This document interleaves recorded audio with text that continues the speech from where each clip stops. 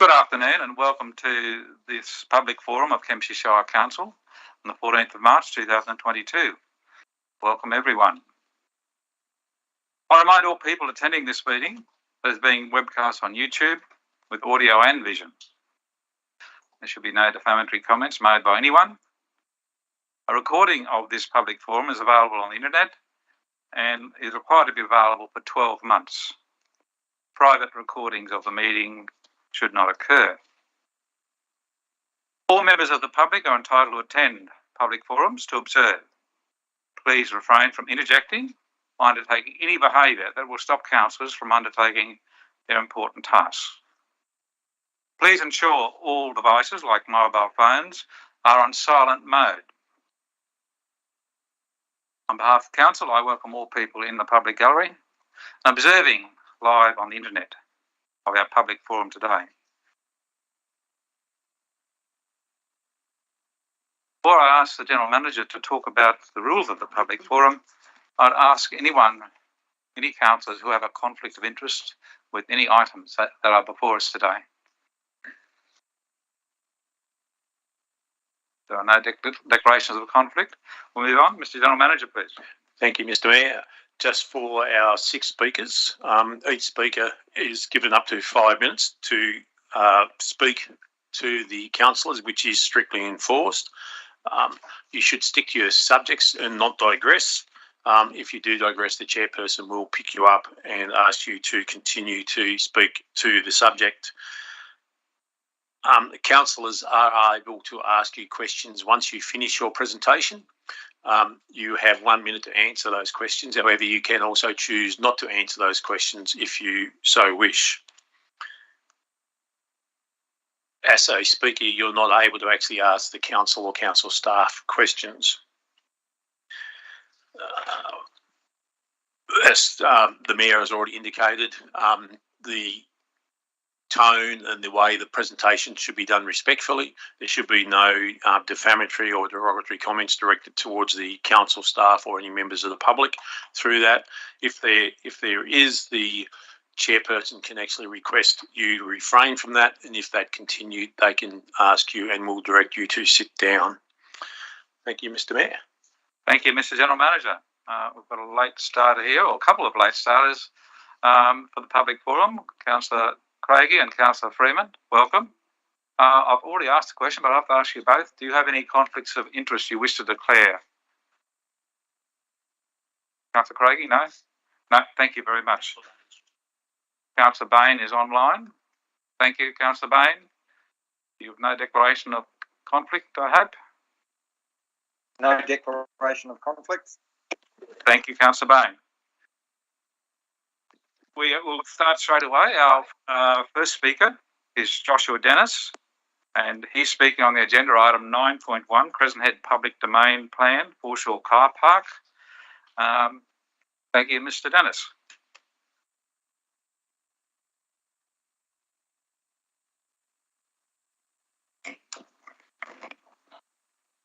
Thank you.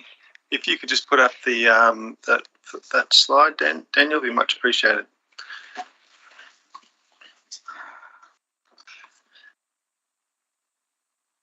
To the Honourable Mayor and Councillors of Kempsey Shire Council. First of all, I'd just like to commend the Council, Kempsey Shire Council, on their work done thus far at Crescent Head. It's all looking fantastic. Also, Third Street's looking amazing, so well done. You know, it's definitely you guys do get the work done, so I think it's commendable. However, at this meeting, I'd just like to address my concerns around the Crescent Head Foreshore Precinct, and particularly around the area of investigation.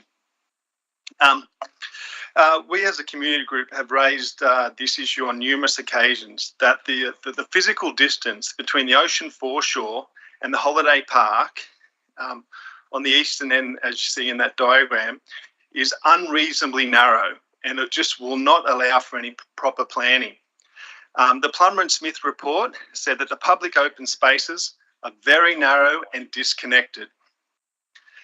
This is, for us, this is our one of our one and only chances to really improve this situation.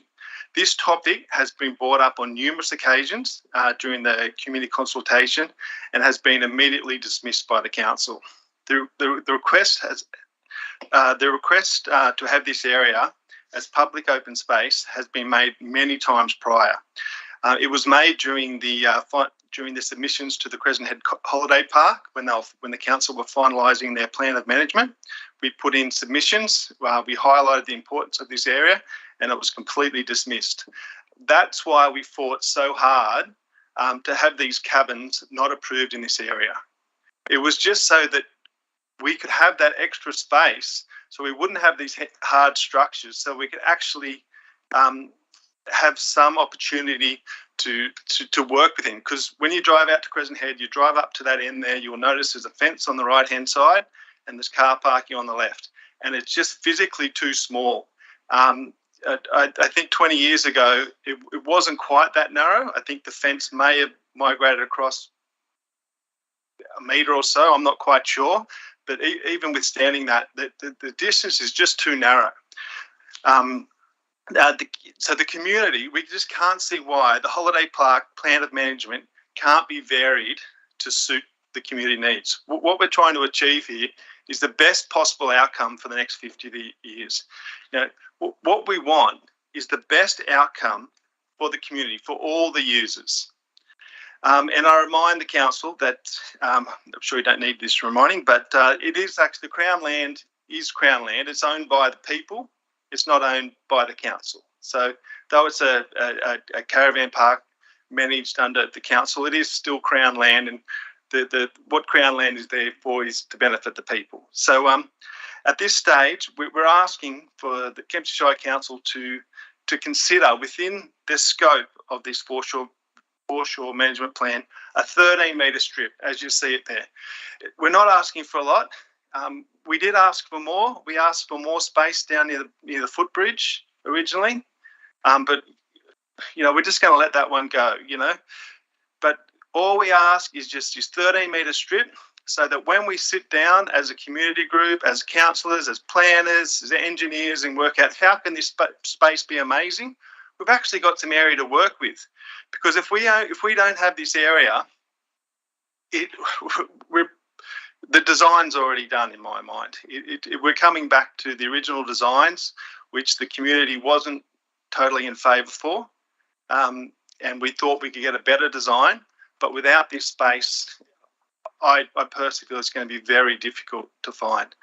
And I reiterate that when the council when they finalised their Crescent Head Holiday Park Master Plan, which they had to do as part of the Crown's land,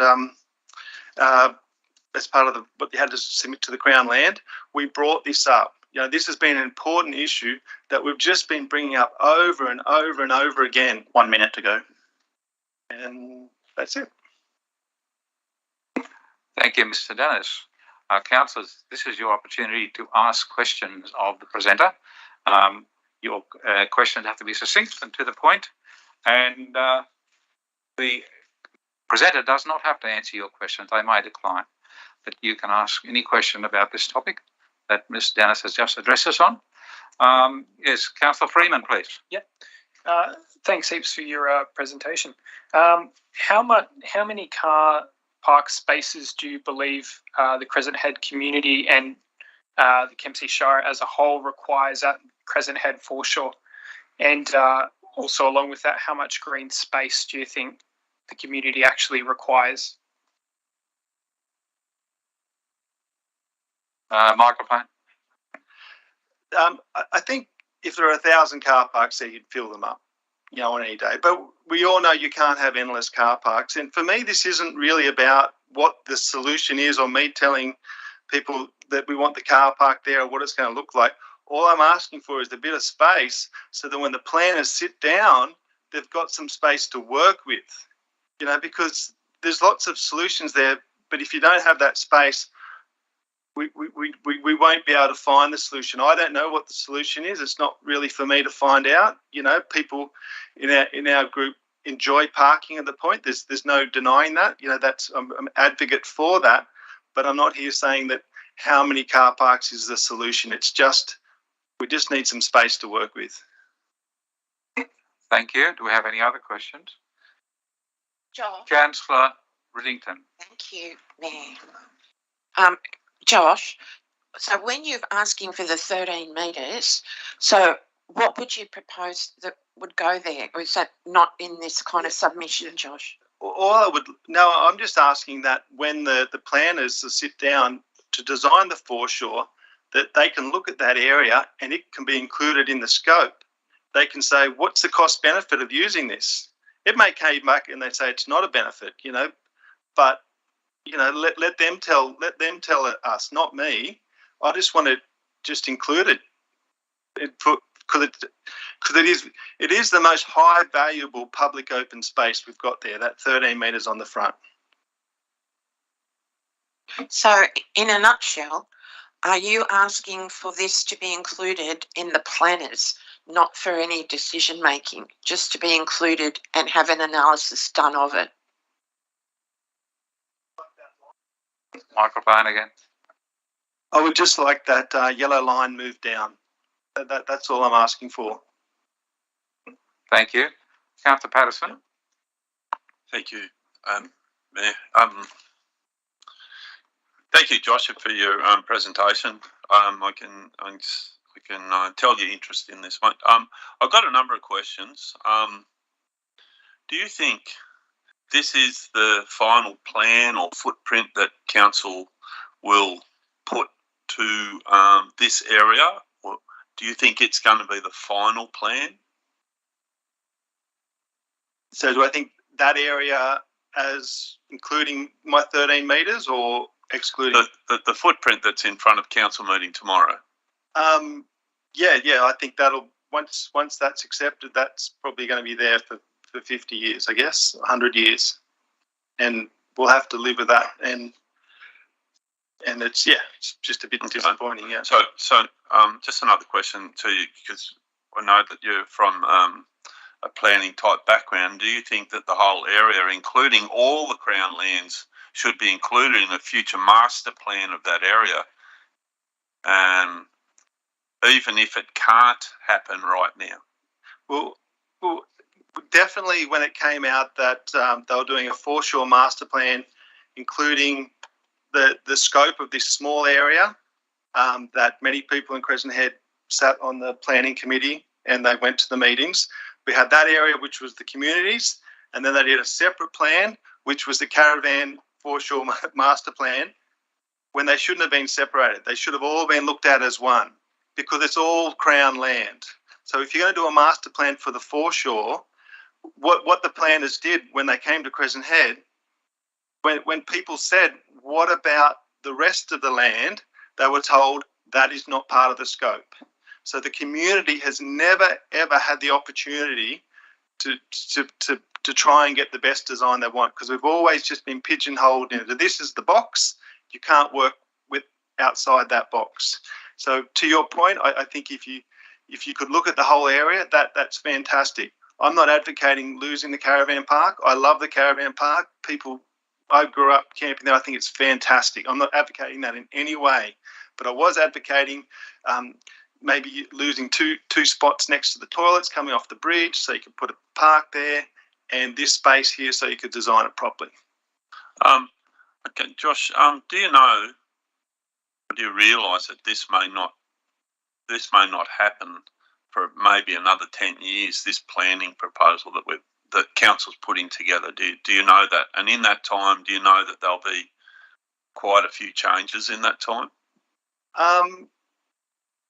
Well, I guess I can only just deal with the facts, and once these things get approved, and I mean the council seem pretty good at getting grants and getting things going. I mean, that's obviously doing a great job.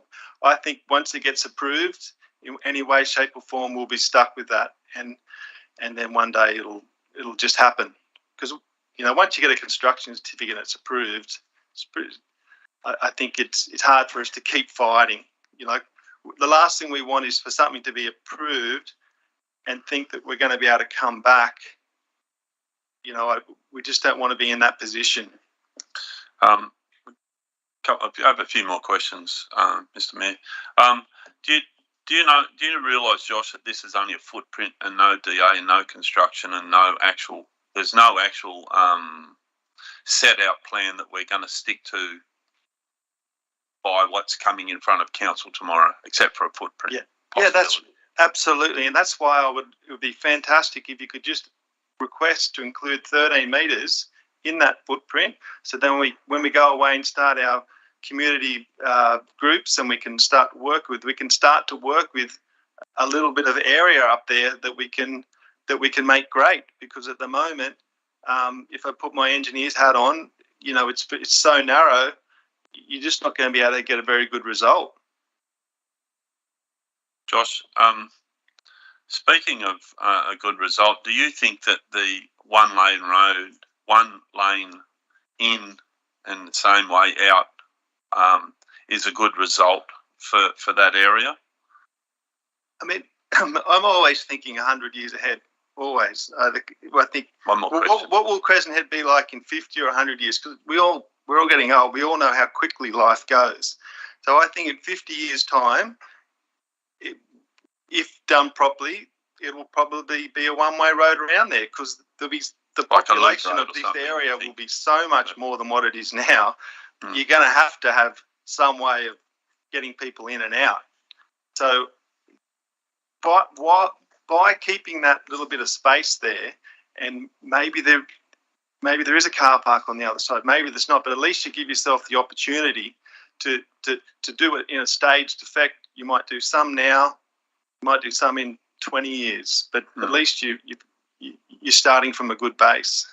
And also, just finally, I suppose, I've got lots more questions I could ask, but I'd like to leave my fellow councillors to a couple left to go. Do you realise that there will be possibly 2 other terms of council possibly before this is even put to the ground? Thank you. Possibly, but once the planning starts and you get things on paper and it comes back to you to sign off, the horse sort of bolts. In my mind, you just need to get the design right at the start. Because we all want to work on it. People in this room, we all want to work on it and make it great. I think we can all work on it and make it great if we've got a bit of space. Yeah. Thank you. Thank you, Councillor Patterson, for those questions. Councillor Wyatt has a lot on. Your questions, please. Yes. I can't see you, sorry. But thanks heaps for that, Josh. I just want to confirm with you, and I'll ask the others as well. So what you're proposing here is you want the scope, what we're considering tomorrow, the scope to include a line to the south of that. So it includes that. Yeah, increase the scope. Yep. That's correct. Yeah. And secondly, you mentioned, is your preference and the people that you represent in the community, if you were a big picture visionary, you would like the whole master plan to have considered all the Crown land, foreshore, the caravan park and the golf course as a wish list? Dreaming? Yes, but I don't want to stand up and say that. I just want to, as much as I just want to keep it as simple as I can, because I think if we can just keep it as simple as this and keep that, at least we've got something to work with, because I've still got all the area around the surf club and the skate park, and there's enough to work with. Yes, if it's the whole area. Yeah, great. I'm just trying to, as a newbie on council, and I go to Crescent Head every day. Yeah. Just trying to get my head around it. There is a lot of plans which I'm going to be asking around tomorrow and how they all fit in together. Is the group that you represent and the community part that you represent, are you satisfied with the other parts of those master plans? Oh, it looks great. None of those are contentious in any way, shape, or form. I thought it all looked fantastic. I mean, this is just the most prime bit of recreational space. It's a surfing reserve. It's a mecca for people to come. We all go down there on the weekend, and every one of us will park there and enjoy the view. When we had those huge storms over the weekend, there's people down there eating their pie and enjoying watching the weather. It's just a viewing area like we have in Port Macquarie or in Sydney. It's what it is, and I would like to retain that in some way, shape or form. But I do think, have more area around the surf club for a grassed area, pull the car park back. There's so many good things you could do. We just need a little bit of space. All right. Thank you, Councillor White, and we have a light on. Councillor Campbell, please. Thank you, Mr. Mayor. Josh, thank you for your presentation. When you're talking about increased scope, is there any flexibility? You've specifically said 13 metres and you've outlined where that is to be. So is there any compromise or anywhere else that you could just say increase the scope? Or is it has to be there? Well, we did ask for it to increase down along the foreshore opposite the footbridge there. You know, we thought that was prime area to create a bit more open space. You know, if there's pressure on other areas, there's beautiful big paperbark trees there that are great for camping under, but they're also be great to have barbecues under. But there's different things we need to consider there. There's cabins across there and there's an entrance road and all sorts of things. So it's not easy, but I thought we did think that area would be worth looking at. And that's why we fought to have we didn't want them to have the glamping tents approved there, because they're sort of fixed structures with plumbing and electricity and different things. So we thought, well, once those fixed structures get there, it's very hard to go back and redesign things. Thank you. Thank you. Mr. Dennis, I'd ask you a question too, if I may. You've got a certain amount of area there. I don't know what the number of square metres are in that orange hutch area. Would you think it would be appropriate if that land was taken off the caravan park area to be added somewhere else so the caravan park maintains the area it has at the moment? Yes, someone else also mentioned that, and they were talking about adding it into the green triangle there in the middle, like an offset. And I just went, that's just way too complicated. You're going to have another road. You know, the design which the council have come up with already for that area, which sort of works for that space because you've got the angle there, the 45-degree angle. So it will complicate it a bit. I mean, you've got Muddy Arm and all those places. Should we not be looking at those areas and think how we could extend the caravan park down there and get another hectare rather than another 3 sites? Right. Thank you very much. Another question. We do on Councillor Patterson. Can't let this young man go without asking him plenty. Josh, do you think that the whole of council are aware of the iconic area that this is, and the iconic need of more consultation as much as possible, so we don't get this actual area wrong? Like, if you think of Crescent Head, what do you think of? That's 2 questions. I think everyone in their own right does have a fair idea. It's just how much it impacts their life, like anything. You know, I wouldn't be so concerned what was happening at Southwest Rocks as I am at Crescent Head. So it depends where you live and naturally those sort of things. But I think when they go out there and it is important that we start to really appreciate how special it is that you can turn up there and look across this beautiful area, all within your car. Like, it's pretty awesome. You know, it is a meeting spot. You know, you come down there in the afternoon, you'll talk to people. It's not like you park and then you walk 50 metres and you talk to people. You're all sort of, it just works. You know, and for the Macleay as a tourist mecca, I mean, it is a huge draw card. There's no doubt about that. And that's to the detriment of some people don't like those people coming there. But I guess we've just got to work out how to embrace having more people and having it work, which, to your point of a loop road and things, which would get people in and out without backing up and different things. Yeah. Thank you. There's no other questions. Thank you for your presentation, and councillors appreciate the information you've given us, and we've got to consider it. As per the code of meeting practice, the general manager may elect to respond to any speaker, and he would like to respond to that address by Mr. Dennis. So, Mr. General Manager, at this point. Okay. Well, thank you very much. I thought you can present after each one. That's what it says. Righto. Our next speaker is Mr. Paul Haler. He's speaking on 9.1 Crescent Head Public Domain Plan, Foreshore Car Park.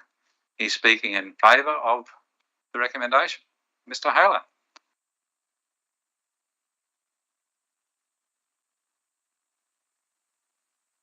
Yes, thank you for the opportunity to have a say, and thank you, Councillor Patterson, for letting us know that I probably won't be around when this is all decided. But anyway, yeah. So I'm for the scope of the paper, because I thought we'd sort of got to this point at the August meeting last year that it was going to come back and be scoped. Excuse me, and it has. So that's where my head's at. But it also, I'd like to say that it's a very comprehensive document, and probably for the new council, it's probably, you know, a bit hard to get your head around with a zillion things that are zipping through it, with just not this little, you know, what could you call it, like a republic. But I endorse the document. I think that the staff and the staff members that put it together, there's no name on it, but I'm assuming it was put together by somebody, so I'd like to get that thanks through to somebody. And at the end of this, I'd like to make some suggestions that may be helpful or add to this. So as a suggestion to the new councillors, I'd recommend pages 3, 4 and 5 of the executive summary. Executive summaries are always good. It just sums it all up, obviously. And pages 25, 26 and 27 of the main document, which sort of summarises where we're at. The sticking point, you'll note, in the scope of the project takes in a very specific area, which Josh pointed out there, which is in your papers. This is narrowed down to 2 issues: the number of parking places available after any alterations are made, and a 100-metre strip of parking separating the holiday park and a space of natural beauty or the surf. Now, if you've still got your pens in your hand, good. Just to shortcut what that actually is, it's known as the Gaza Strip, the 100-metre stair, or the stairway to heaven, or my favourite, the auto alley of accommodation. It's just that 100 metres. Now, hopefully, some of these suggestions may assist, or I'd just like to put them out there. I'd like to think that we could name this project for once after a council value, like aligning a project with a core value of council, like is it about health? Is it about being connected? Is it about sustainability? Adding that up in big lights on this project. It's about time we got a bit spiritual about this, as opposed to everyone's corrupt and it's developers and everything else. So if we applied a value to it, I think it could help it to take some of the heat out of, you know, criticism and so forth.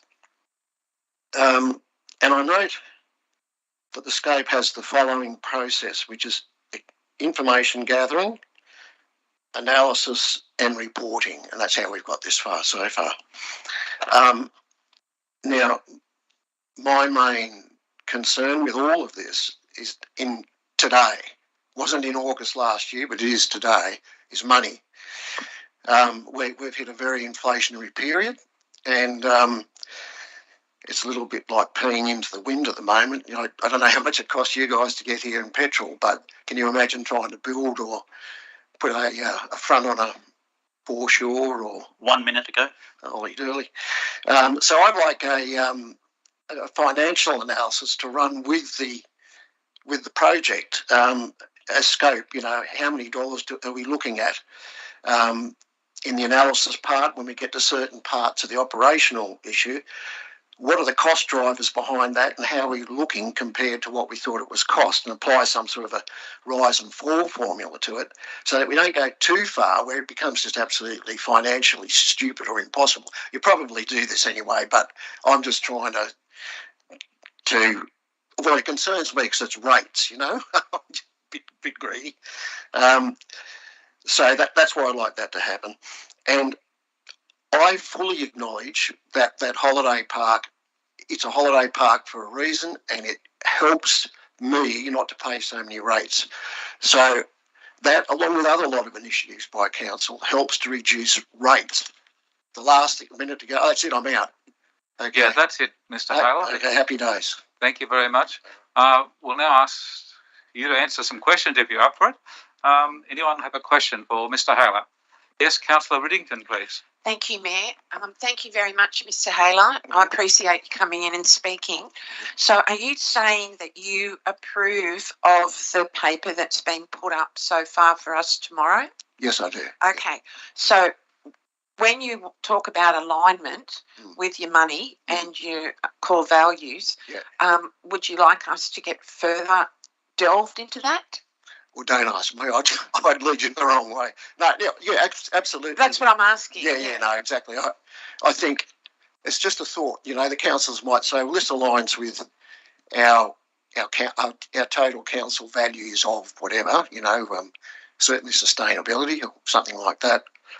And then the cost side of it, and Mr. Mitchell might just say, the guys in here, we already do that.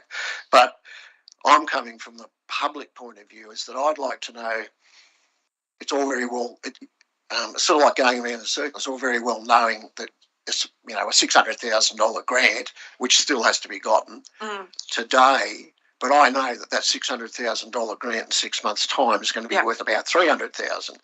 Do we keep going down, and this could let Josh off the hook actually, do we still keep going down the line of developing something there, spending council time for something that right now, in this stage of our lives, and I know people say they manage inflation. They don't manage inflation. Unfortunately, I was around in the early 90s managing a large organisation, and it eats away. Eventually, it costs jobs, the whole thing. So there's your 1 minute, Mr. Haler, for that quick answer. Do you have another question? I do. Councillor Riddington, thank you. Thank you, Mr. Mayor. I won't keep you very long, but it's really interesting to me. So when you're looking at Josh's presentation, would you see that is a compromise of what we got, or are you in agreement with that? No. Okay. No, because it's taking away 13 metres of money.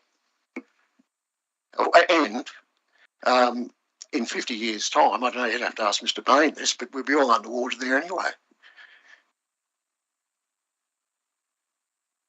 Thank you for that answer. Mr. Bain might have a right to reply later. Councillor Wyatt, please. Thanks. Mine's just a clarification question. You lost me when you said 100 metres strip between the car park and where? It's called the ocean. Right. So the grass, the path, and the rocks. Yes. Yeah. Yeah. So what's in between? Yeah. No, I know what you mean. Okay. That's all. Thanks. Righto. Mr. Haler, here come the tough questions. Councillor Patterson. I never know what he's asking. Thank you, Mr. Haler. Sorry, I haven't got as many for you. Do you know that council is running at a deficit at the moment?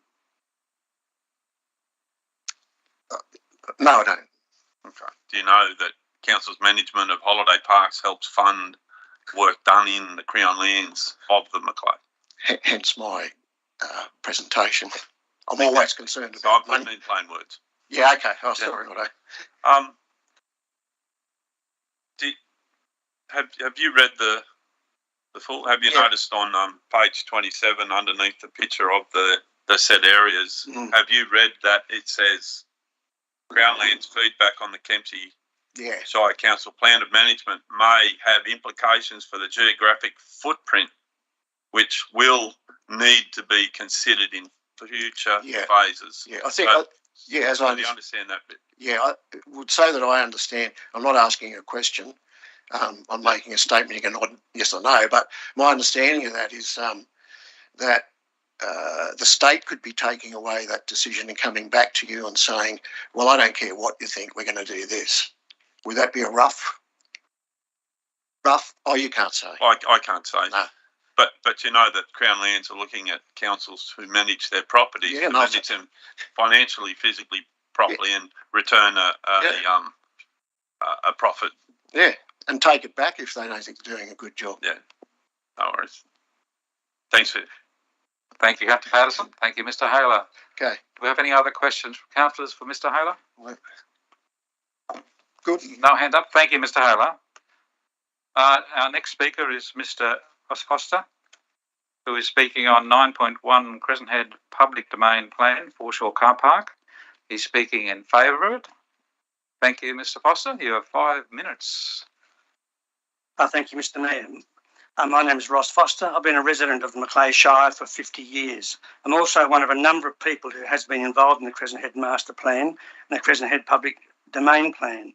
I've been part of the initial community engagement workshops through to being a representative from the community in the later design workshops with council and consultants Plummer and Smith. I believe I have a sound knowledge of the discussions and processes through to where we are now. I've been involved previously with positive meetings with mayors Bale, Green and Campbell re proposed developments in Crescent Head from 2008. Crescent Head has changed and will continue to change. We're getting to the point, like many coastal areas, we are being loved to death. I wish to comment on the recent foreshore review of project. It's a very positive document, breaking the foreshore into Pacific areas. The most contentious issue, of course, involves the foreshore design. As acknowledged in the review of project document, the issue of the foreshore car park certainly polarised our community.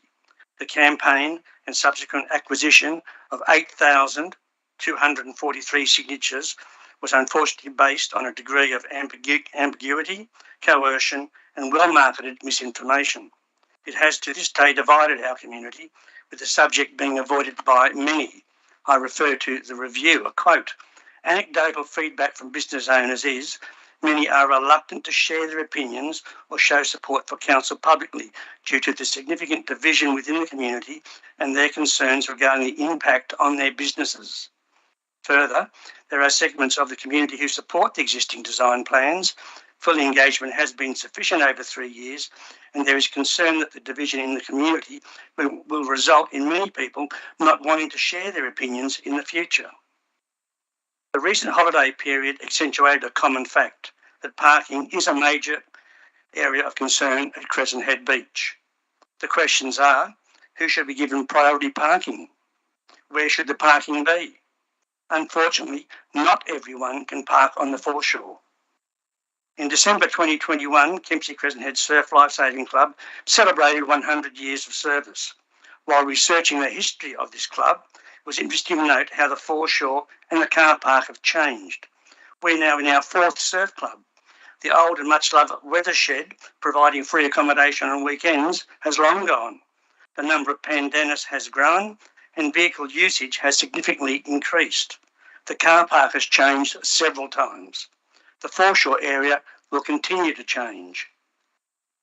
The Save the Car Park lobby group attempted to involve the surf reserve into their argument as an area that may be affected by changes to location and size of the current car park.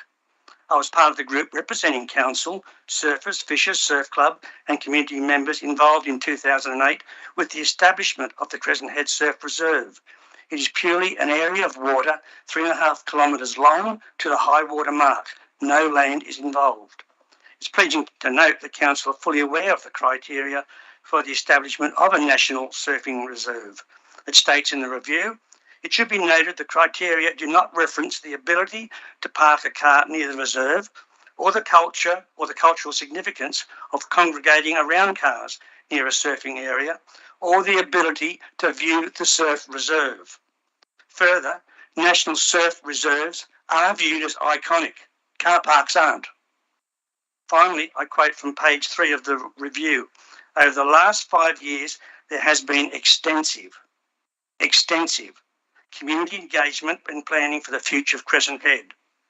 It's important to note now that Crescent Head Village has a population of approximately 850 people. Not too many years ago, there were 1,100 permanent residents. Many of us are in our twilight years and would love to have safe footpaths to walk on which don't encroach on car-based gatherings, makeshift kitchens, barbecues, tied-up dogs and other obstacles. The path has been a favourite for many for rehabilitation purposes. It is now 5 years since the master plan was originally adopted by council. Our world has changed dramatically in the last 2 years. Crescent Head is now busy all year round, and we have to adapt to those changes in ways that weren't imagined 5 years ago. As a resident that has been there for the long haul, I can only hope that some solid decisions being made by you, our elected council. My dream is that I can see in my lifetime some of the many hours spent in consultation come to fruition. Thank you, Council. Thank you, Mr. Foster.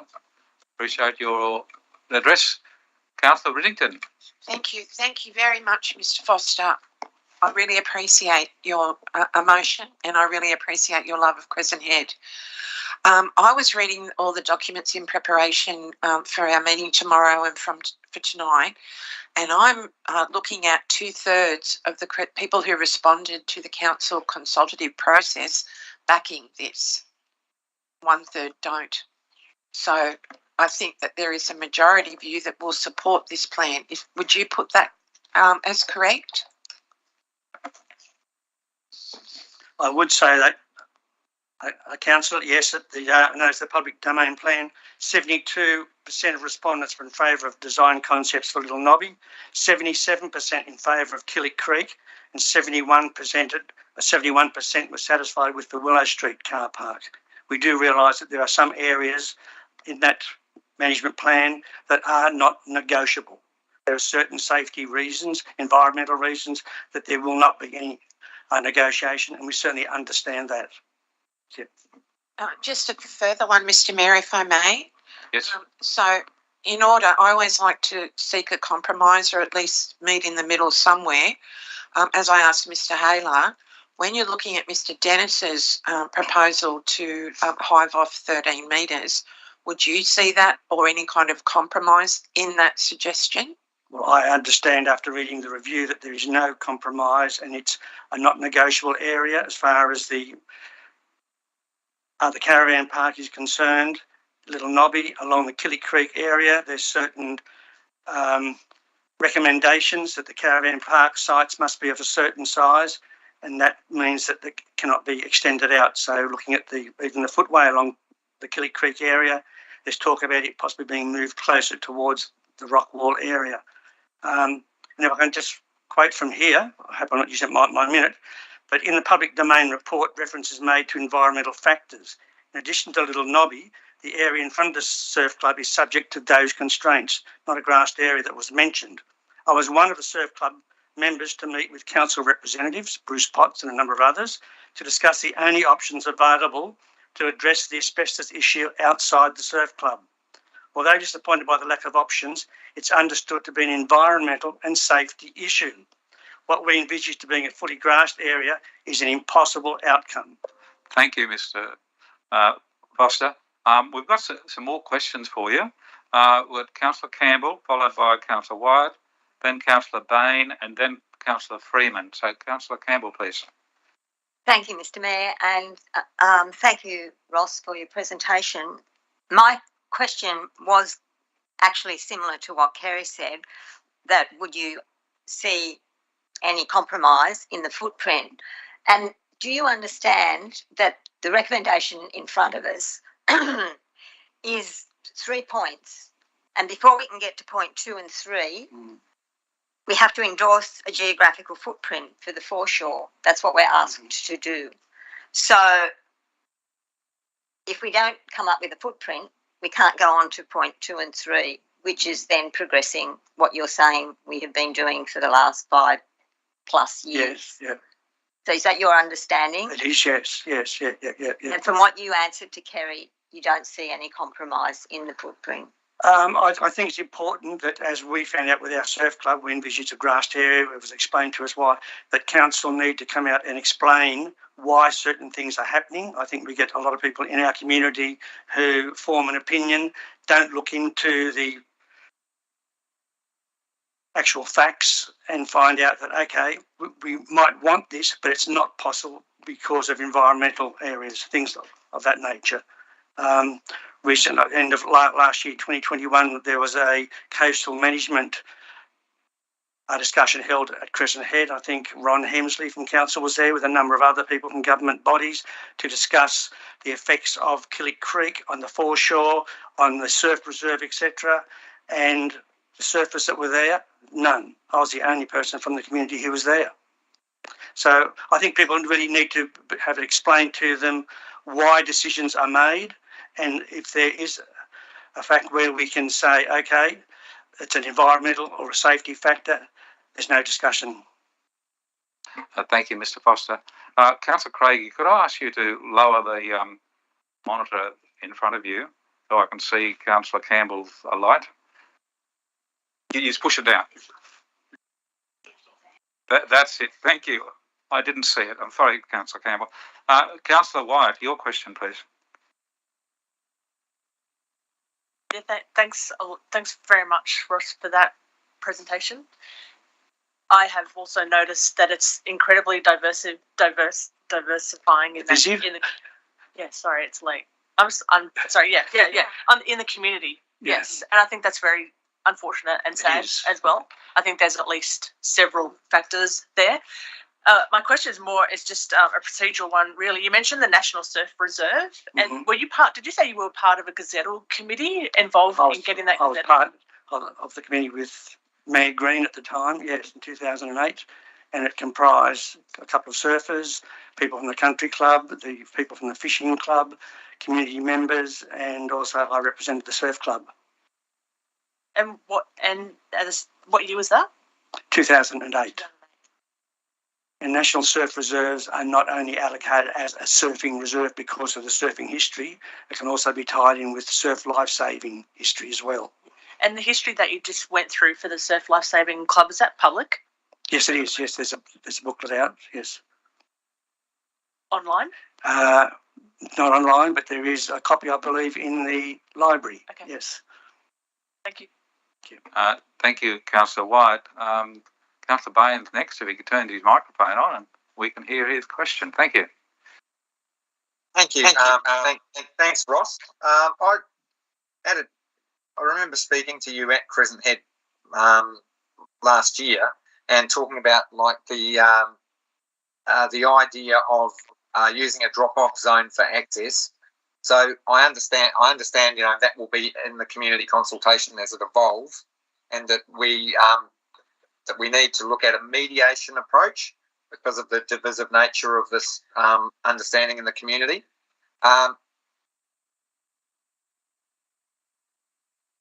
Clear in the report that that's been tabled to council that they're saying that the caravan park is pretty much not negotiable because it's already included in some other plans. I think what I'm asking is, and I do understand your frustration in all of the work that you've done in consultation, but by allowing that extra area in just to be considered, it's not saying that it will be, that if we include it in the scope of the discussion, that it will definitely be included in the plan.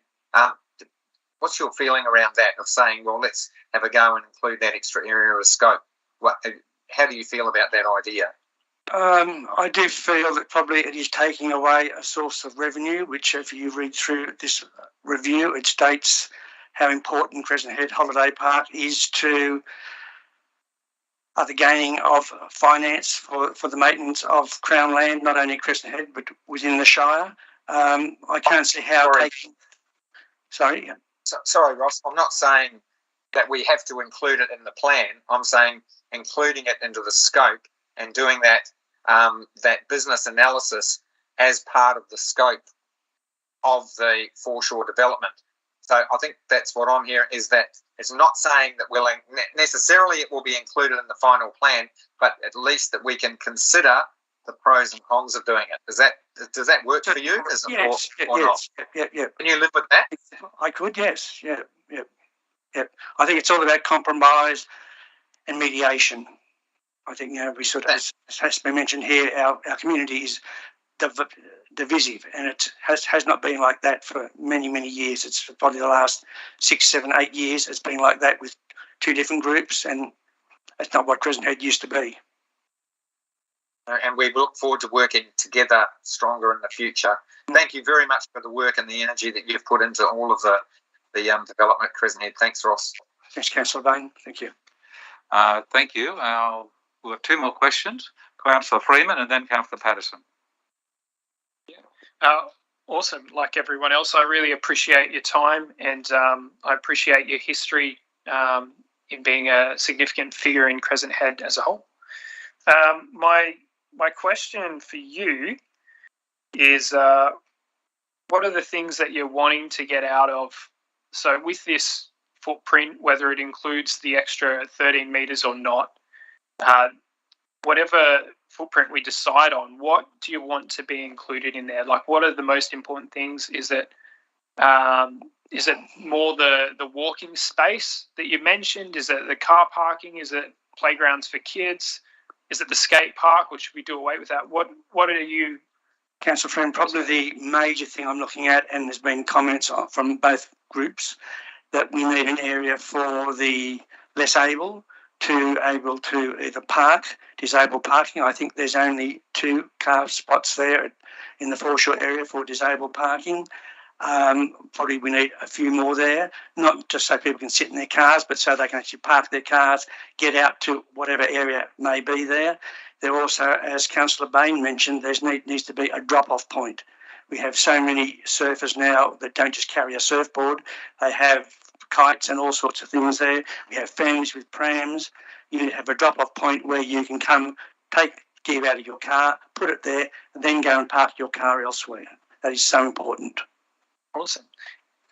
My other question was, one of the awesome things about the foreshore car parking is during the rain, you can go and park your car there. And it's really awesome because it means on a day that normally that outdoor environment could never be utilised and accessed, all of a sudden there's all these people that can enjoy it. So what kind of alternatives would you suggest if we didn't have that foreshore car parking? That way we're not, missing out on accessing this beautiful place during the rain. What other... We've got a beautiful place there with the rain, and we have umbrellas, we have raincoats, we have ponchos, we have all those things. Maybe council could look at various areas that have covered areas there with barbecues you can sit underneath. Awesome. So you'd probably suggest maybe more covered areas would be certainly. Suitable. And I think that's one of the things we are looking at with the council, that people read the foreshore directly around the surf club. Oh, awesome. Thank you, Councillor. Thank you. Thank you, Councillor Freeman. The question now from Councillor Patterson. Thank you, Mr. Mayor. Ross, thank you for your presentation, mate. I just want to make note of, thank you for the time spent for the community in your life so far, mate. It's very much appreciated. You spoke earlier about the change of the foreshore in the past years, going back as long as we can remember. Yep. So do you think a change now is something that's going to be, oh no, never again, we won't ever exist from this change, we won't ever have we won't have a Crescent Head surfing village anymore? Do you think this change is going to be that dramatic, or do you think this change is just another one of those changes you've seen in your life at Crescent Head? Who can tell? Who thought 5 years ago what was going to happen with COVID? It's hard to predict, but I would say, whatever happens to the car park now, it will change maybe 10 years, 20 years or whatever. But the thing is, the changes we've seen, the car park originally, many years ago, you had to pay to go into it on weekends. So, we have seen changes. The number of cars that used to go there have increased 4, 5, 6-fold, I would say. So, no, whatever happens with the car park now, whatever plan may be, I'm sure it will change in years to come. I won't be doing the history for the next 100 years. Thanks, Ross. Just another, a question to you. Have you read in the business paper that point 3 is to proceed with the Crescent Head public domain plan, which isn't necessarily the car park? It says excluding the area described in point 1, which is the car park footprint, to provide a certainty of the community about the future of those public areas and to enable council to seek funding for further developments and improvements in those public areas. So do you realise tomorrow we're actually not deciding what we're going to do with point 1? We're deciding that we're going to look at having that area to do some consultation in. There's nothing in here that says there's anything. Do you realise there's nothing in here that says that there's anything black and white, and that's what we're doing? If it's in that article, I have read it many times. Yeah. So I'm just saying to you, do you realise that we're not doing anything about point 1 tomorrow? Yes. That's what it says. Yeah. I do. Thanks. Thank you.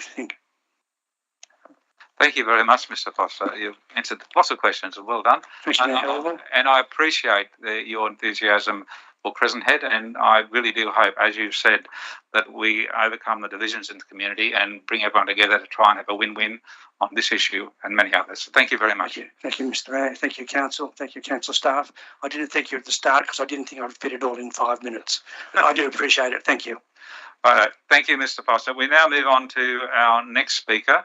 It's Ross McIntyre, and he'll be speaking for the item 9.2, Kempsey Airport Commercial Agreement for Pilot Training Proposal. Mr. McIntyre, you have 5 minutes. Good afternoon, Mr. Mayor, councillors, staff, ladies and gentlemen. I represent the Save the Kempsey Airport Action Group Incorporated. We're a community group with approximately 150 active members and represent about 3,000 residents living within the 3 nautical mile or 5.6 kilometre radius of the airport.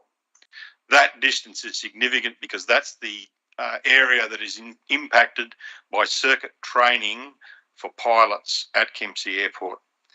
Thank you for the opportunity to speak to agenda item 9.2. We understand that the proposal at item 9.2 is a commercial agreement between Council and Sportsfly to conduct recreational pilot training at Kempsey Airport. This training is to be conducted under Aviation Australia rules and leads to licensing as a recreational aviation pilot by Recreational Aviation Australia. We understand this licensing arrangement is different to the licensing as private or commercial pilots under CASA. There is a vast difference between the two. SCAG has no significant objections to the proposed commercial arrangement under agenda item 9.2, subject to the following caveats: that this arrangement doesn't set a precedent for other pilot training commercial arrangements without going through the assessment process and before council, as has been done with this proposal. Also, that the arrangement doesn't include visiting training aircraft not normally parked or hangared at Kempsey Airport. And that SCAG will continue discussions with Sportsfly, as we've had in the past, to raise any community concerns as we see necessary. We note that the report includes a QBL assessment conducted by council staff on information provided by Sportsfly. Can council staff provide the parameters used to arrive at the assessment ratings in scenario 1? I've looked at it. It doesn't make sense to me, I'm afraid. We've mentioned the issue of visiting training aircraft at Kempsey Airport used for circuit training, which we wish to further address with council at a later date. We'll talk about that further sometime in the future. In short, SCAG endorses this proposal. We think it's probably advantageous to the entire Kempsey community. Thank you for your time.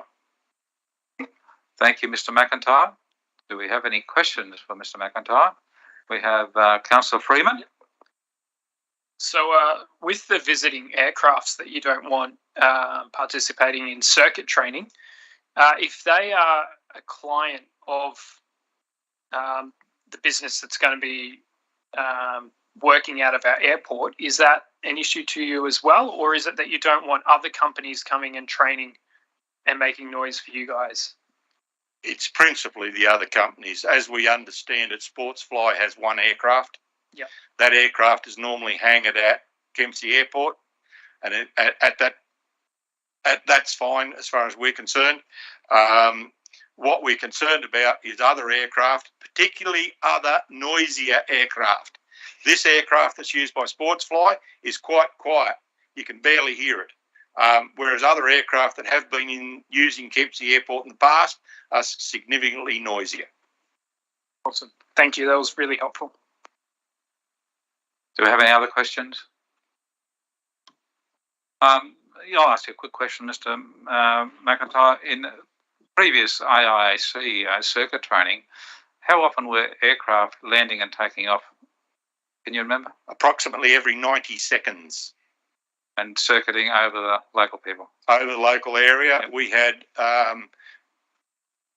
continuous aircraft operations at Kempsey Airport, approximately every 90 seconds overhead at quite low levels. They came across the top of my property at less than 300 feet.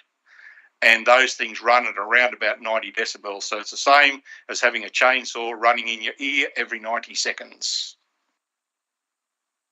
Thank you for that. Any other questions? Councillor Wyatt, please. Yeah. Again, thank you for that presentation. I've read this report here, and it's a bit foreign to me, but very interesting. What in its heyday, what was the movement of aircraft when it was commercial? Or was it too long ago? Look, the history of Kempsey Airport, it did have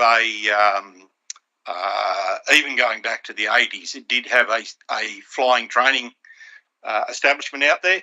They had one aircraft, similar to what we're talking about with this Sportsfly. There has been commercial aviation operating in and out of Kempsey Airport for a long time, but the difference there is that they come, they land, they do whatever they do, then they're gone again. You got 45, 90 seconds of noise, and it's all gone, right? And you never get more than one movement every hour or two. So that's the primary issue. It's taking off, landing, and that noise. That's the primary issue. The primary issue is using the circuit. Now, right. to understand the circuit, there is a designated CASA circuit.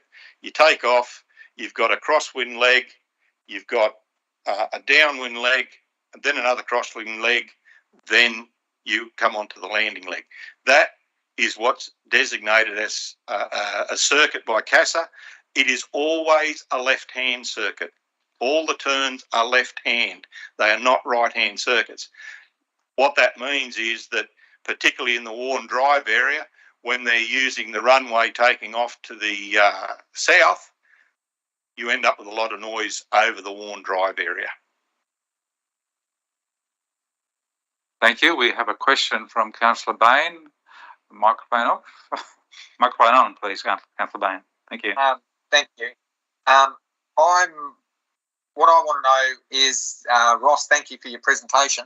Are you happy with the recommendation as it sits at the moment? I know you've asked for these three things about the precedent, including visiting aircraft and discussions, ongoing discussions with Sportsflight. Could I assume that you and Sportsflight have a fairly amicable and open relationship? We certainly do. The relationship we have with Sportsfly is significantly different to the relationship we had with AIAC. We've had a couple of conversations with the proprietor of Sportsfly, Mr. Brian Chow, and look, we're quite happy that he is quite amenable to looking at the suggestions that we've made to just change minor things in the circuit to reduce the noise over residential areas. So thanks for that. And so would you agree that then we can let the recommendation that's before council stand as it is, and that you take those other issues on good faith? Certainly. Thank you very much. Thank you, Mr. McIntyre. Thank you. And we move on to our next speaker, who is Mr. Brian Chow. And because he is unable to be here. He's joining us via audio-visual link. Good afternoon, Mr. Chow. You've got 5 minutes, if your microphone's working. You're on mute still. Okay. Starting now. Thank you. Mayor, councillors, General Manager, ladies and gentlemen, I'm the proprietor of Sportfly Aviation. I've lived in Kempsey Shire since 2015 with my wife who's in education. We're raising 2 school-aged children and we're committed to the area for the long term. I'm a former Kempsey Police Sergeant and left policing in 2017 following a workplace injury. During my rehabilitation, I started recreational pilot training, and whilst doing so, I saw a number of school-aged children learn to fly, often flying solo at 15. I saw these young people mature quickly and develop important life skills in situation awareness, risk management, decision making. This included children who would not otherwise typically engage in more mainstream activities. The idea to start a recreational flight training school targeting school-aged children came about and is now operating at Kempsey Airport since January. Our operations are primarily recreational flight training, limited to ultralight aeroplanes during day hours, fair wind and weather conditions. The permanent closure of the grass further limits our operations to low crosswind conditions. Apart from trial flights where people are introduced to flight training, there is no capacity for us to offer any joy flight, charter or airwork operations or to derive any income from such activities. As our focus is on affordable flight training for teenagers, our pricing is based on the current rates of other local aero clubs in the region offer. However, they have large financial membership bases to draw capital from and are eligible for a range of government and business grants and concessions. They also enjoy token rents from council. I'm not certainly looking for any handouts, but what I do seek is to have a level playing field in terms of landing fees imposed by council to that of the flight training schools in Port Macquarie, so that I can operate the same services to the youth of the Kempsey area. Currently, I'm being charged $11.50 per aircraft movement, which means for every flight I'm being charged at least $23, and for a session of circuits up until beyond $100 per hour. The margins of recreational flight training are so tight that at these rates I'm operating at a loss and simply cannot continue. The amount I propose to pay is in line with that charged at Port Macquarie for unlimited use by local operators. Now, the current business paper states I've requested that the annual fee per aircraft be capped at 2,200 aircraft movements. I've never nominated a maximum movement number. I was asked to project the anticipated aircraft movements numbers and did so. With no full-time local flight training operator at Kempsey for many years, I can only guess as to the uptake in services and what form that will take. It may well be the case that the actual movements are much less than projected, or they may exceed that amount. Unfortunately, this projection has become a maximum movement number in the business paper, but even at the annual rate proposed of $1,356, I'll still be paying the most of all the operators at Kempsey. Recreational operators include the Flying Club are currently charged $573 per annum, and commercial operators charge $700 per aircraft per annum for unlimited movements. I suspect the limited appetite for flight training activities at Kempsey has come about as a result of the training activities of large international flight training schools over the past few years and community opposition. As frustrated I am as the proposed movement cap, I'm a realist and accept that council would probably face significant community opposition currently to the notion of unlimited circuit movements. But I hope that I can be given an opportunity over the next 12 months to demonstrate to council and the community that I can be a responsible and considerate flight training operator. Perhaps then we can all take a more informed view at the movement cap. Thank you for providing me an opportunity to speak. And in parting, I'll just give you an example of one of my students in the area that I'm assisting. I recently saw a Facebook post about a local resident who said, just putting this out there to see if there might be some option, anyone with interest in flying aircraft that can be keen to spend a little time with my son. Is that 1 minute? Yep. Sorry? Yes, 1 minute to go. Okay. So here's background, autism, very high functioning, profoundly deaf with bilateral cochlears, moderate to severe depression and anxiety, having a hard time in school and very unmotivated. Interested in flying for some time, just thought maybe he could talk to somebody about the other aspects of flying at maintenance. Maybe I can convince him life is worth living. After much research and effort, and to cut a long story short, he is now my flying student and he has come flying. The cochlears are an absolute non-issue. The response from the mother was, "You have made something possible we didn't think would ever happen, and in our own town." So this is who I'm here for, and I respectfully request that Council give favourable consideration to the proposal, which will allow me to continue to provide flight training services to our local youth and residents for the long term. Thank you. Thank you, Mr. Chow. Have any questions for Mr. Chow? Councillor White. Councillor Alex White, two questions, Mr. Chow. Yeah, thank you for that, and I've read that as well, and I'm curious actually. So we've been asked to vote. We've been asked to endorse the 1,356 plus the 2,220 aircraft movements, which I'm gathering you're opposed to those fees and those movements. No, I was the one who proposed that amount because it's exactly the amount that's charged by the council at Port Macquarie for the Port Macquarie operators. It's I used to subcontract down at Port Macquarie for the Flying Club, and that's the annual rate that I'm charged for unlimited movements. So for in terms of fairness, that's the amount that I proposed to pay to Kempsey to allow me to provide the same opportunity to the youth and other people at Kempsey as to that's currently on offer at Port Macquarie on a level playing field. All right, so I was just confused where you said I will be paying the most of operators in Kempsey, recreational operators, including the Flying Club, currently charge $573 and $700. So you're happy with Yeah, look, I understand, and I understand that cards on the table that circuit training is a big deal because planes spend a lot longer than just landing and taking off, and it's a contentious issue, and I understand that airports cost money to run. So look, I'm happy to pay more, and I'm happy to pay my way, but over $100 an hour for circuits it is just excessive. And I'd be realistically, if I was to scale the operations to where I want it to be, probably paying per week to Kempsey Council what I could otherwise pay at Port Macquarie Council for a year's worth of unlimited landings. Okay, I get that. So you're talking about, so this is about what Mr. McIntyre was doing about these circuits and regular landing and taking off. Yeah, okay, I get it now. Thank you. Yeah. Thank you. We have two more questions coming for you, Mr. Chow. You can't see them, but Councillor Anthony Patterson has the next question for you. Thank you, Mr. Chow, for your presentation. I just got a question based on your presentation. What, if any, you know that there's a development out at the airport, the adventure park. What, if any, would that have impact on your operations? Okay, so as a result of the air park coming in and an associated safety case, I'm to understand that the grass cross strip has been closed permanently.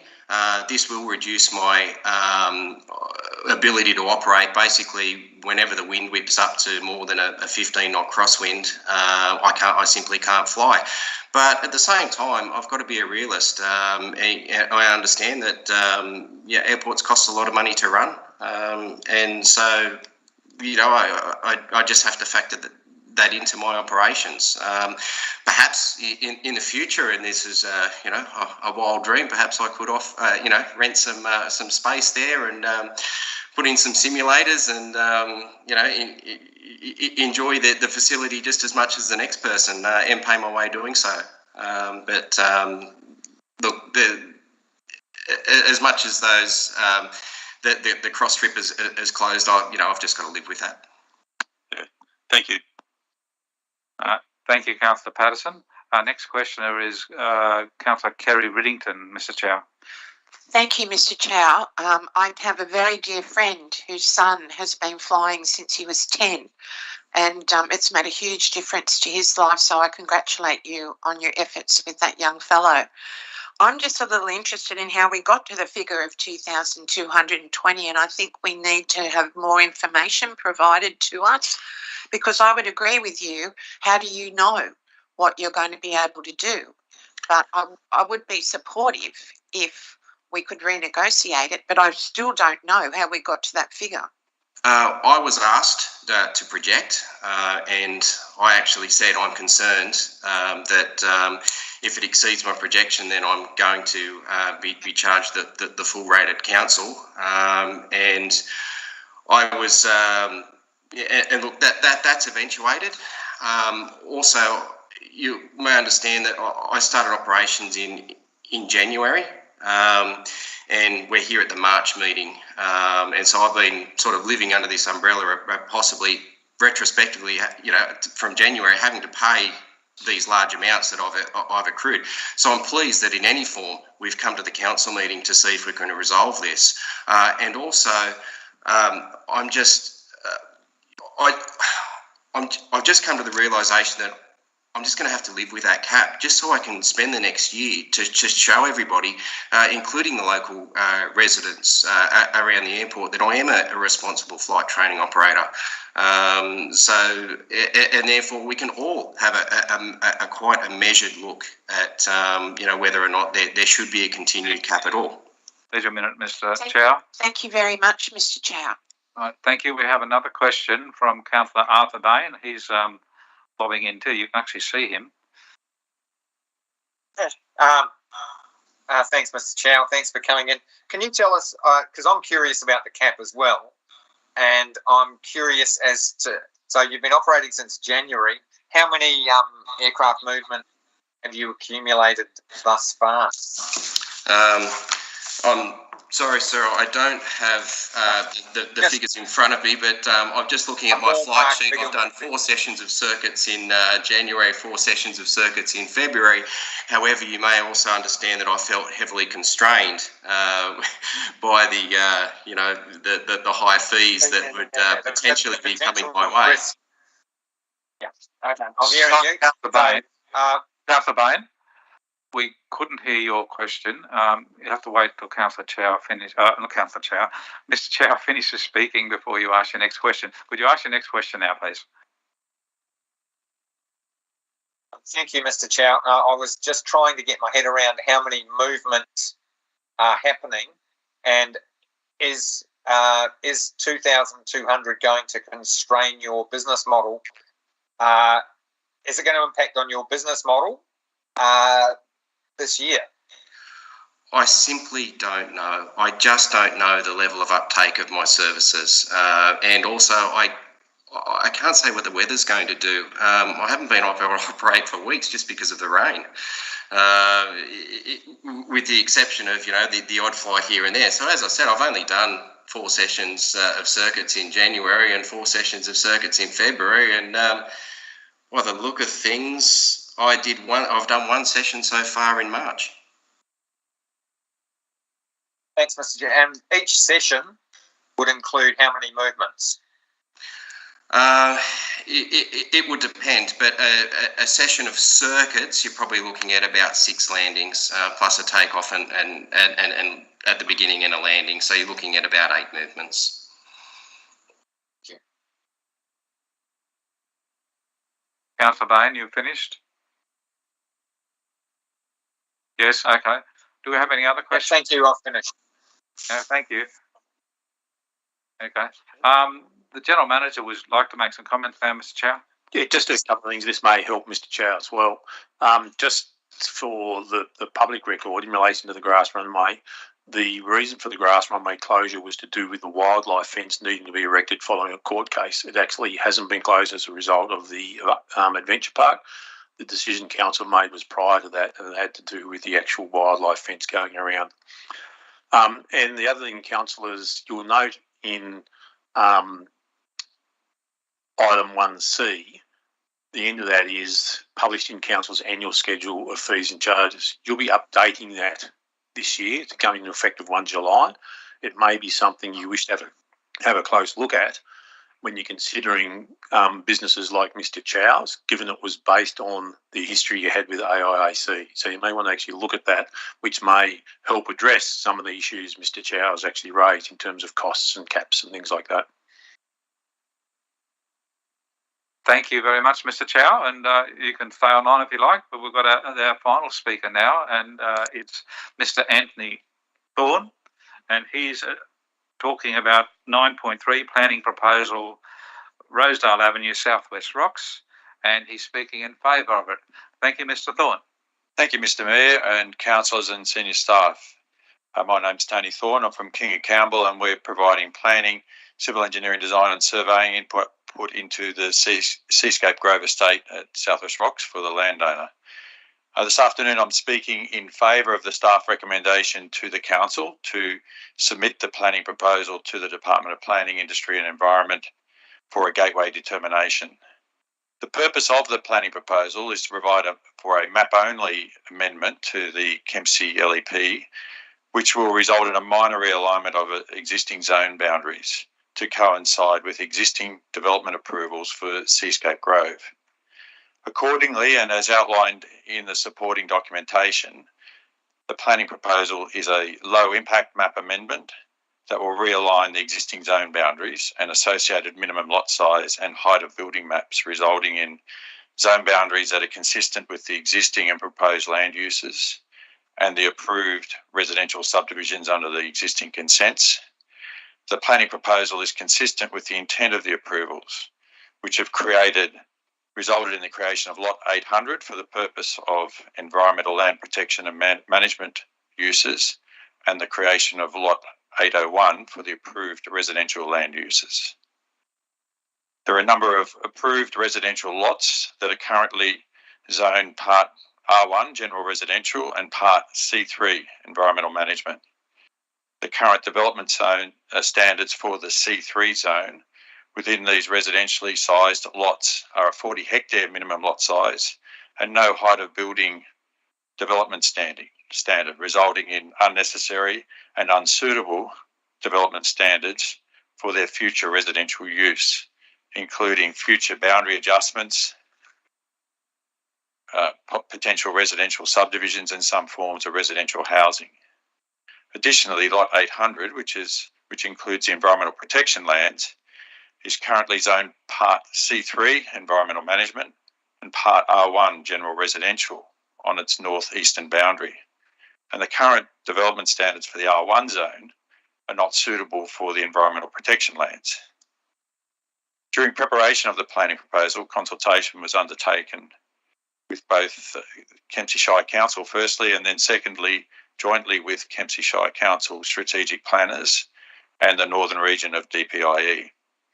The feedback from that joint consultation process was that the planning proposal to realign the zone boundaries to match the approved residential subdivisions under the existing development consents was considered to be of low impact, and the department would likely apply a 14-day exhibition period. And secondly, as existing vegetation within both lots 800 and 801 will not be impacted, only referral to NSWRFS was likely to be required. A strategic bushfire assessment in accordance with Planning for Bushfire Protection 2019 was prepared and submitted as part of the planning proposal. In conclusion, and as outlined in the planning proposal, the proposed realignment of the zone boundary and the associated minimum lot size and height of building maps will firstly be consistent with existing and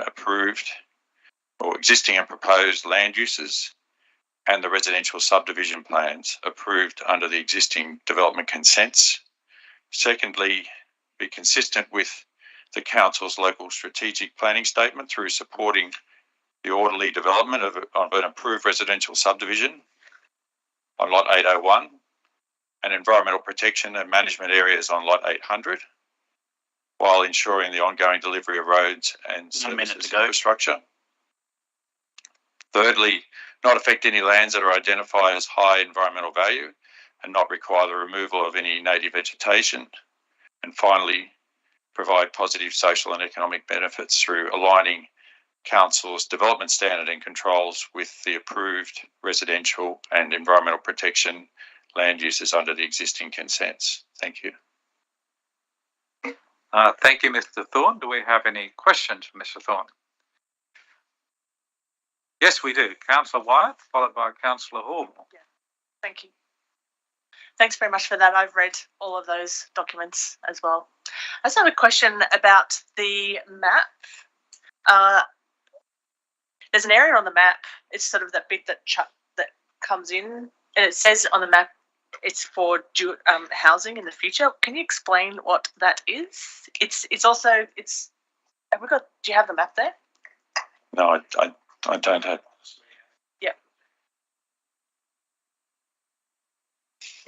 I'm not looking at two maps. I'm looking at first the proposal map, which has the change of that LEP zone from just to include that little strip.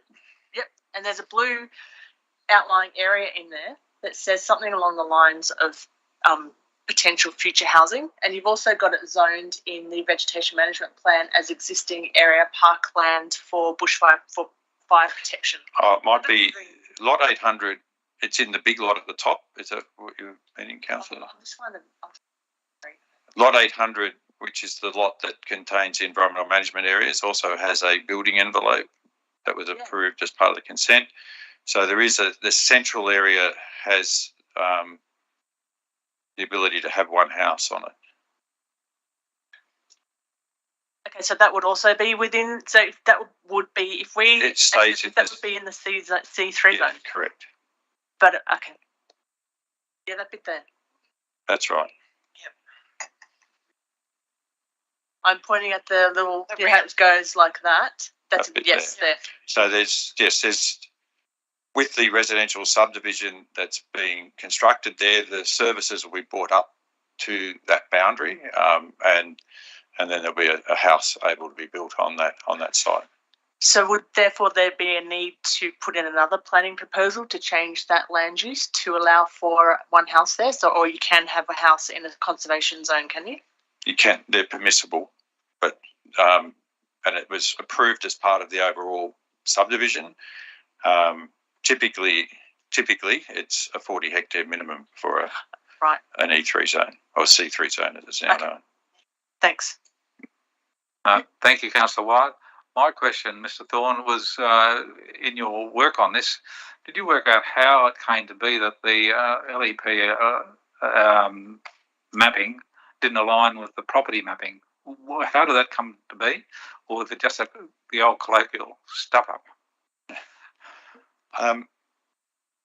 We've had a good look at that, Mr. Mayor. My initial feeling was that it must have been something to do with water supply, but it's well and truly not. It's several metres further up the hill, the water supply restriction. I've found old submissions back to the 80s that were proposing a zone boundary somewhere near the contour line, which was RL30, which is somewhere near where we've ended up with what we're proposing. So I really can't explain it, to be honest, Mr. Mayor. It's just one of those odd outcomes. Thank you very much. We've got an interesting history about a lot of our lands. Our next question, Mr. Thorne, is from Councillor Bain, who's on online link. Thank you, Mr. Mayor. Mr. Thorne, I'm just having a look at figure 2. Daniel, do you think we could get figure 2 up on the screen, please? So I'm just trying to get my head around the zone bound. So we're asking for in this proposal that a minor realignment of LEP mapping layers. So that would be to bring the zone boundary in line with the property boundary. Is that correct? Essentially, yes. It's also in a line, probably more importantly, in a line with the actual approval footprints for the residential part and the environmental part. Okay. Now I live in a rural area, so I'm used to, say, if I was looking at 2 rural properties that are doing fencing with a neighbour, they might decide they might work that they're going to give a bit and take a bit and win a bit and lose a bit in order to put the fence in a sane place, so you don't, for example, have to cross a gully 8 times. So is that what we're talking about here, is that the C3 environmental zone will win a bit and the R1 general residential zone will win a bit and lose a bit? Is that what we're trying to figure out here? Or it looks that maybe that the C3 environmental zone just loses some bits. Which is the case?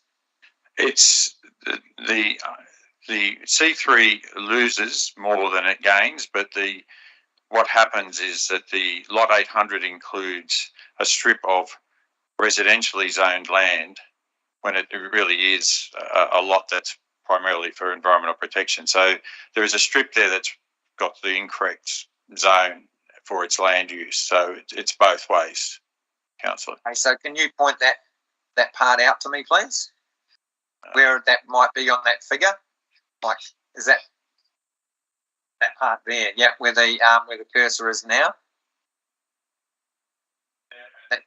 That little space there. That bit that bulges out is the bit that's going to res. Yeah. Okay. So that small piece there which will go from purple to grey, that's the bit that's a win. What about where we've got property boundary where no, so that's still looking at building one property on there because it is still zoned. Because that one's got a driveway on it, so we left that just to not make a super complicated zone boundary, but that's got the driveway and a fire trail on it. Okay, all right. Thank you very much. Understand. I got it. Righto, we have no further questions. Mr. Thorne, I thank you very much for your presentation. Thank you. And I close this public forum and thank everyone in the public gallery for your attendance and your presentations. And hopefully we'll see some of you tomorrow at the council meeting starting at 9 a.m. We'll now conclude the public forum.